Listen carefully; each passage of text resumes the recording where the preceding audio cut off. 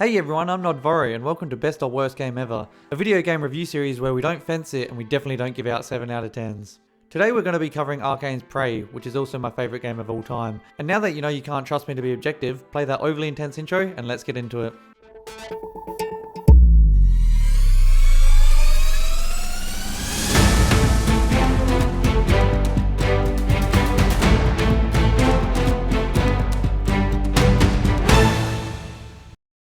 As with all reviews in the series, I go through the pros and cons I picked up during my Prey through, and we give best or worst points out accordingly, and by the end I'll be able to tell you definitively if Prey is the best or worst game of all time.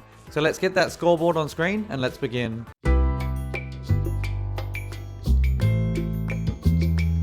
I think it's been well documented by now that when Prey first released, IGN gave it a 4 out of 10, which I can only assume hurt sales to no end.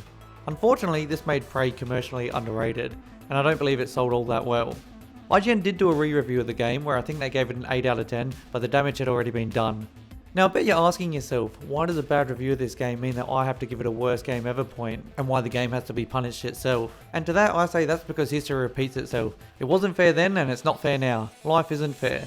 Was it fair when my wife took the kids and left me alone to make YouTube videos? If you're watching this, please let me see him again.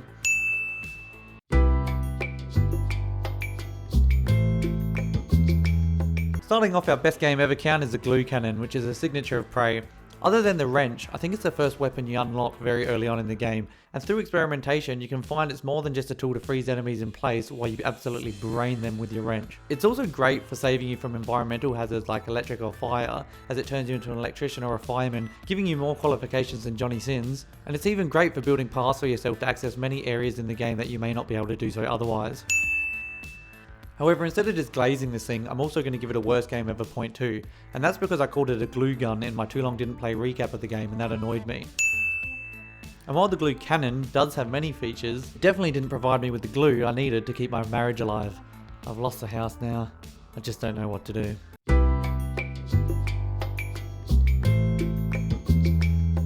Whenever I try to explain why you must play Prey to my friends, I usually talk for about an hour until they just go, yeah, I'll put it on the list, and then they decide never to play it. It's like when someone tells you to watch the recent trending show on Netflix and you have no intention of ever sitting down and putting your time into it. However, whenever I am doing this rant, I do like to talk about all the optional side quests and the freedom of choice within them. Within Prey, nothing is forced upon you in this game, however a lot can have massive impact on the ending that you get. Some of the quests I can think of off the top of my head is a crazy chef in crew quarters, who if you pay attention to prior to meeting him, you'll know he isn't really who he says he is and actually an escaped convict. During this quest you also have the opportunity to meet another employee, Danielle Shaw, who you may not have otherwise. Other side quests and optional tasks you can do include whether you decide to kill or save a criminal who's convicted of some very serious crimes, saving Dr. Igwe from a cargo container in space, or following a Dungeons and Dragons game being played by a group of friends throughout the station. There's so many more of these you can find which I won't go into now, but it's definitely worth playing for yourself to see how many you come across.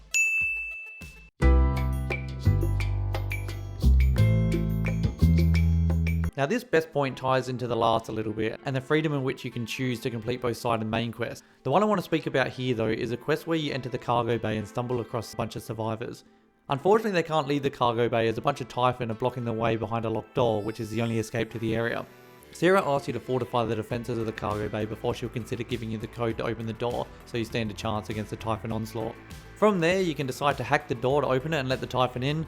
If you're a psycho you can kill Sarah and take the code from a cold dead body. You can also search the area and find the turrets, setting them up, or you can head outside the station and find a plan to craft turrets and fortify the defences.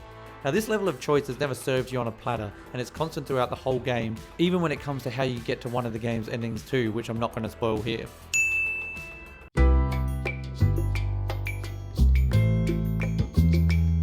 Before making my Too Long Didn't Play recap of Prey, I asked the Prey subreddit pages for all their favourite hidden Easter eggs and secrets throughout the game. I couldn't fit them all into that video, but I'll list a few here in rapid fire form to prove that there's just so much put into this game.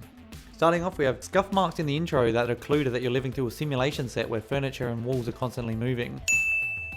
If you try to leave Talos 1 early through a side mission, you get a game over screen that foreshadows the game's ending. Unmarked side quests that indicates to you that escape pods are fake. Looking Glass technology named after Looking Glass Studio. Dr. Calvino's hidden stash. Please come back to me, Darlene. I'm so lost without you and the kids. Apparently you can enter a toilet as a piece of toilet paper roll and get flushed by poltergeist in Psychotronics. Gluey McGlueface, a snowman. Secret theater in the Arboretum. Ending of the game is foreshadowed in Psychotronics. Now there's tons more of these, and the response I got from that post was overwhelming. It just goes to show how much time and effort was put into this game, and the world building is absolutely phenomenal.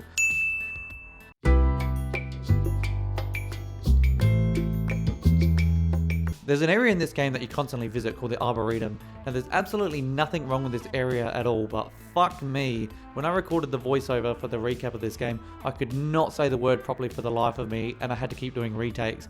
The amount of times I would call this area the Arbitorium, as if that's a real word. What the shit is that?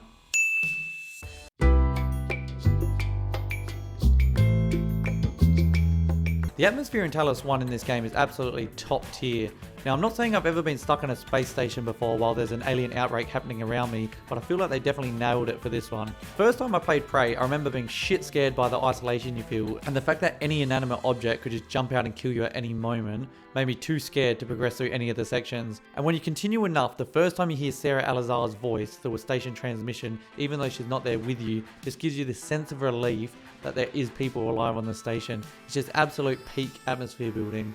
Now if you're an astute gamer, which I definitely am not, and I've only been told about this since recording that video, there's actually a system in the game that lets you track employees throughout the station, and it'll tell you if they're alive or dead. Now I'm not saying that's a secret, that's very obvious early on in the game, but apparently, depending on where you are and the progression in the story, this may evolve over time with characters you may never see or even hear from.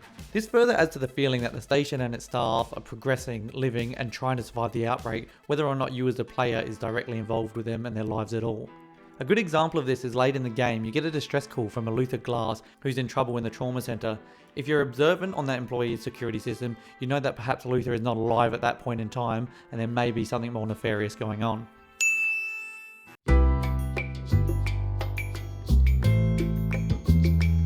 The type and enemies in this game are absolutely terrifying, but the best game ever point goes to the Mimic for sure. They're probably the most common enemy in the game that you'll face, and they have the ability to transform into any inanimate object around the station. The amount of jump scares I was subjected to because of this, especially early on before you unlock the ability to detect them, just helps build to that terrified isolation feeling that you have, and it keeps you on your toes the whole game.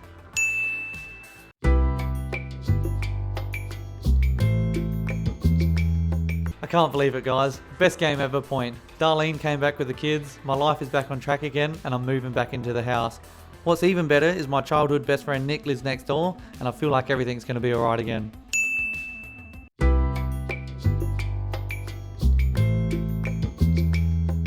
She left me again, guys.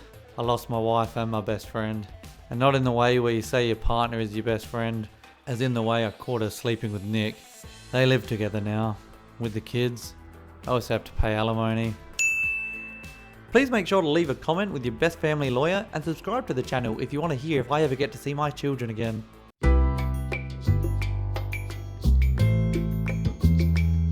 The music of this game is so good. I think Mick Gordon did a lot of it, but I'm specifically talking about the song Mind Games, which is a song that is used a lot on the channel, which Rafael Colantonio, the game's director, made and gave me permission to use.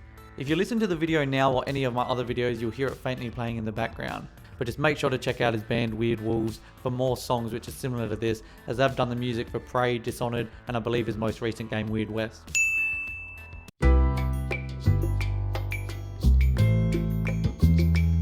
With all that out the way, let's take a look at our final tally, where I can say without a doubt that life isn't fair and my heart has been ripped to pieces. In saying that though, there is hope, as Prey is the best game of all time and everyone should go out and play it now immediately, then come back to the channel and thank me once you have.